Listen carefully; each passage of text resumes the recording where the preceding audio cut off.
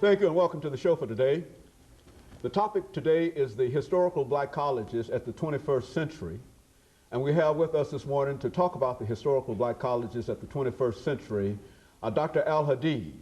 Dr. Al-Hadid is a professor at Tennessee State University, and he will give us some additional information, Dr. Al-Hadid, as you talk about your background and your education. And let's have you to do that now, Dr. Al-Hadid, to give our audience some information about your background, your information, and some of the things that were eventually important in eventually leading you to the director of the Africana Studies Department at Tennessee State University. And then we'll talk about historical black colleges and where these institutions of higher education stand in the beginning of the 21st century.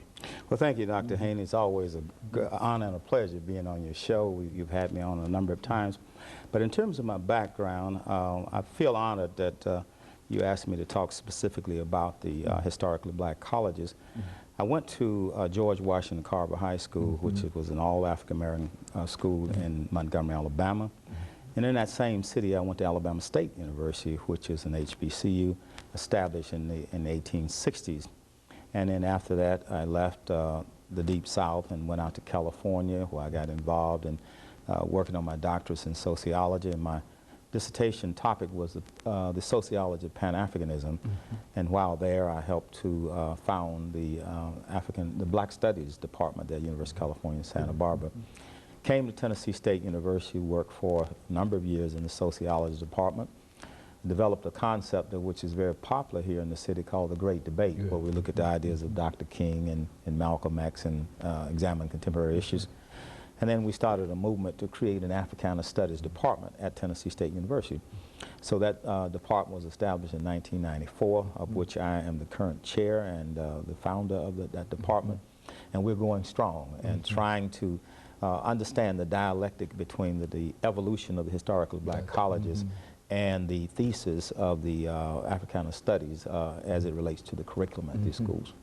You know, Doctor, when we talk about these institutions of higher education, I think it's admitted that most of them came into being directly after the Civil War. As a sociologist as well, and might I say a very, very eminent sociologist, as well as the chairman of the Africana Studies Department at Tennessee State University, let's have you to sort of give us some sociological information relative to the emancipation of all of these Africans and the kind of status that many of them found themselves in that prompted the need for such institutions of higher education. Well, first of all, we have to go back to Africa and realize that the Africans that were brought over here were not slaves. I mean, they were trained people. They were carpenters, tailors, scholars, intellectuals, theologians, grammarians, princes, leaders.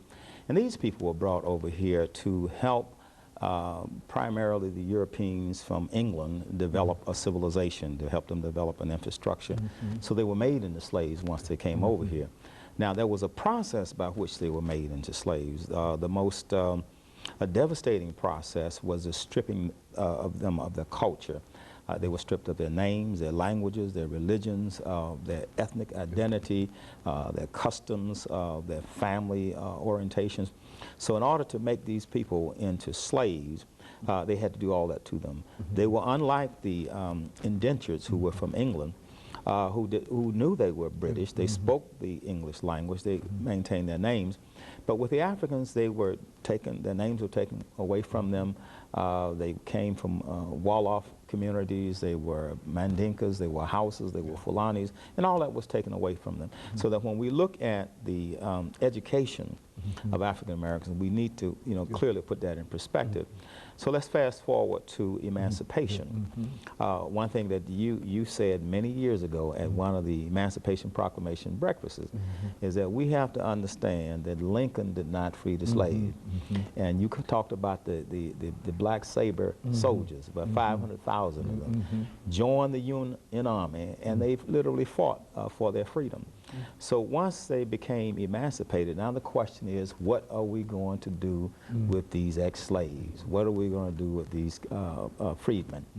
So there were a number of issues on the table, but even before emancipation, the American Colonization Society said, well, why don't we send them back to Africa?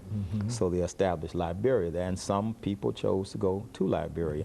Now the whole trick with that was that people such as Martin Delany and Frederick Douglass saw this maneuver as a way of getting rid of the intellectuals and the leaders and the people that could read and write and sending them to Africa so there would be no leadership to fight for the abolition of the slave. So that didn't go very far, but it certainly continued. It was a missionary type of activity. So then when slaves became free, they set up what they called the Freedmen's Bureau. And the Freedmen's Bureau was designed to incorporate those Africans who remain here into the fabric of the American culture and society.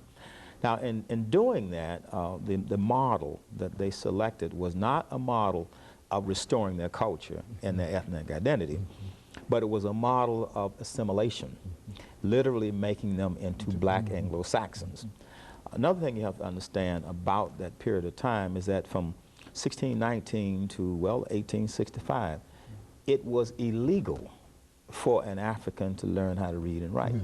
So that there were laws passed to this effect. So if you learn how to read or write, you were punished severely. They might cut your tongue out, cut your foot off. So in other words, ignorance, illiteracy, was something that was prescribed by law for the Africans. And we understand that to a certain extent, but we also understand that there were a number of people who were slave masters and overseers who were illiterate as well. And this became an issue. So that when they started saying, well, let's develop educational systems. Now, you mentioned earlier about the fact that many of these schools were created after slavery, which is very true. But we also like to let our audience know that about 5 of them were created during slavery. Cheney State, Lincoln, Wilberforce, and Hampton. These 5 or 6 schools were created before slavery. But now keep in mind, they were all started in the north, in Ohio, Pennsylvania, and then, of course, Hampton was in Virginia. Then after that, they started developing the others. Most of your historically black colleges are private or schools, and they were created either by missionaries or some philanthropic organization. Then, of course, the state came in and created schools such as Tennessee State University, Florida A&M, but schools such as Fisk, Morehouse, Spelman, all of those were created by missionaries, and they were created by, by that Freedmen's Bureau through philanthropy. Now, the whole idea is that when we get into the great debate about what type of curriculum, so you had 2 models. One model was the model that was developed by Booker T. Washington at Tuskegee, which was one that had to do with developing technocrats and developing the infrastructure. So these were people that went into the vocations. They became carpenters, plumbers, blacksmiths, and tailors, etc. Then, of course, you had the other model, which was the talented 10th model developed by Booker T. Washington, I mean, not Washington, but W.B. Du Bois. Du Bois felt that African Americans should have a liberal arts education, and he put more of an emphasis of African Americans going into the professions, such as being doctors, lawyers, businessmen, ministers, and medical doctors. So-called talent, is that the talent? The so-called talented 10th. And these were, as he put it, the race men who would lead the masses of the people into the future. Now, as we prosecuted those 2 arguments, one, the liberal arts talented 10th argument, and the other one, developing infrastructures, such as Booker T. Washington was talking about, when we come into the 20th century, Marcus Garvey starts to challenge that. Marcus Garvey said we should develop more along the lines that Booker T. Washington was talking. Washington was ultimately talking about self-reliance. He was talking about owning and controlling the mode of production. He was setting the stage for a class of African Americans to actually become black capitalists, owners and controllers of the mode of production. So even though we tend to see him as an accommodation, or even as an Uncle Tom, his position was, why agitate for the right to vote, integration and all that, when you don't have development? Hold that thought right there, sir. Doctor, and let us take this first commercial break, and we'll be back with you and to develop that further. Okay. The topic is the historical